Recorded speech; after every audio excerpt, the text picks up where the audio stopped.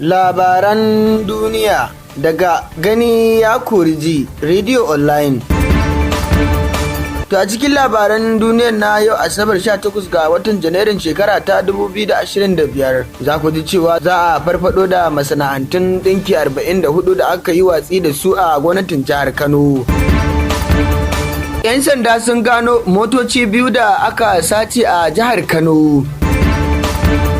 Da yiwuwar wasu gwamnoni biyar su sauya sheka kafin zaben 2027.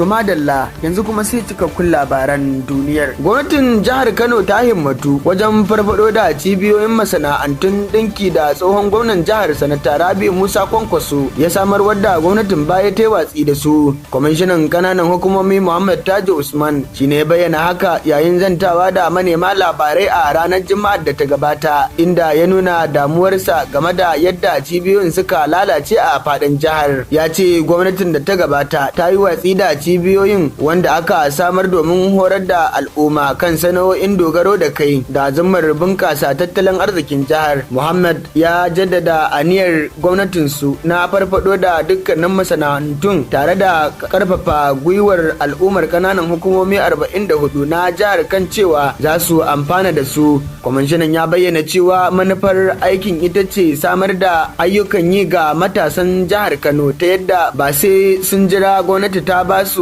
aiki ba da kuma karfafa tattalin arziki. Rundunar 'yan sandan jihar Kano ta gano motoci biyu da aka sace ta hanyar amfani da tsarin na'urar zamani wadda aka samar don dakile satar motoci a kasar nan. Kakakin rundunar SP Abdullahi Haruna Kyawa ya bayyana cewa a ranar 1 ga watan Janairun 2025 wasu mutane da ba a san su ba sun je wajen dillalin motoci a Zuba da ke Abuja inda suka nuna sha'awa kan motar. A yayin gwajin motar mutanen biyu suka nuna bindiga suka tsoratar da dillalin, sannan suka arce da motar tare da takardunta da mukullan motar biyu. Hakanan a ranar 4 ga watan Janairun 2025 an kai rahoton sace wata mota kirar Mercedes Benz. Kwamishinan 'yan sandan jihar Kano CP Salman Garba ya umarci jami'ai daga sashin yaƙi da satar motoci da su binciko motocin, a cewar SP Abdullahi Haruna Kyawa. Daga ranar 10 zuwa 15 ga watan Janairu 2025 jami'an sun yi amfani da bayanan kuma suka gano motar Toyota a bayan tsohon filin jirgin sama na Bauchi, yayin da aka gano Mercedes Benz a Shagari Quarters da ke Kano.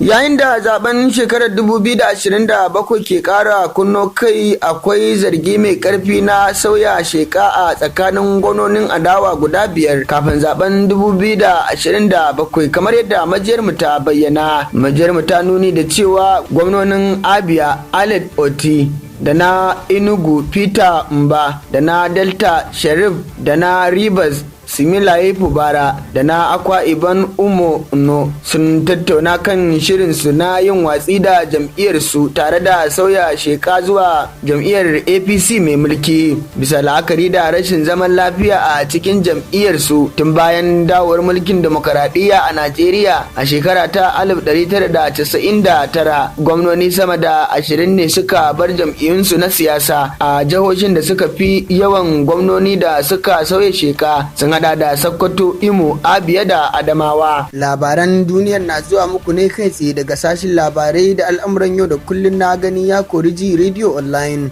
Za kuma ku ci gaba da karanta wasu labaran duniyar da muka wallafa a shafinmu mai lakabin www.ganiyakoriji.com ko kuma ta YouTube channel, Facebook da Instagram Gani ya kori ji.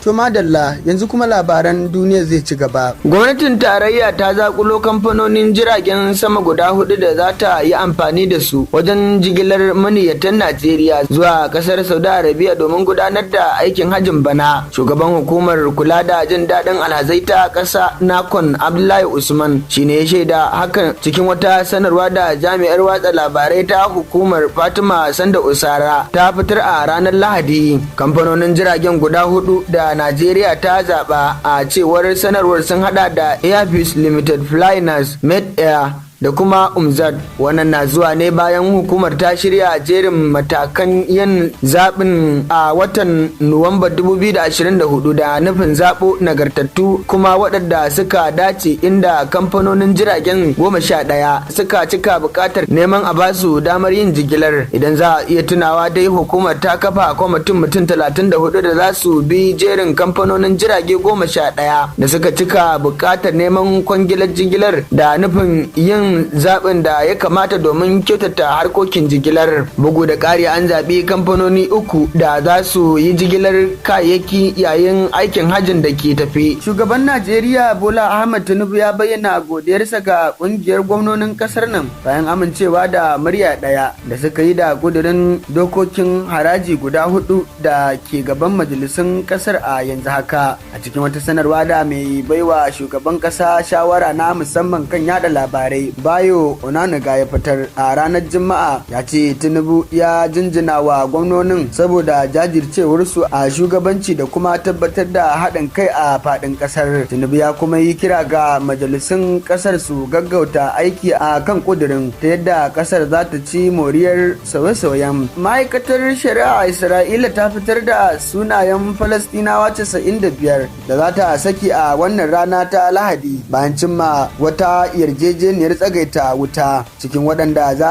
a saki har da mata da kuma matasa masu shekaru 25. A yanzu haka akwai Falastinawa 10,400 da ake tsare da su a kurkuku daban-daban a Isra'ila, ciki banda wadda ta kama a Gaza a cikin watanni 15 da ta kwashe ta tana yakar zirin, a cewar hukumar kula da waɗanda aka tsare da kuma ƙungiyar Falastinawa.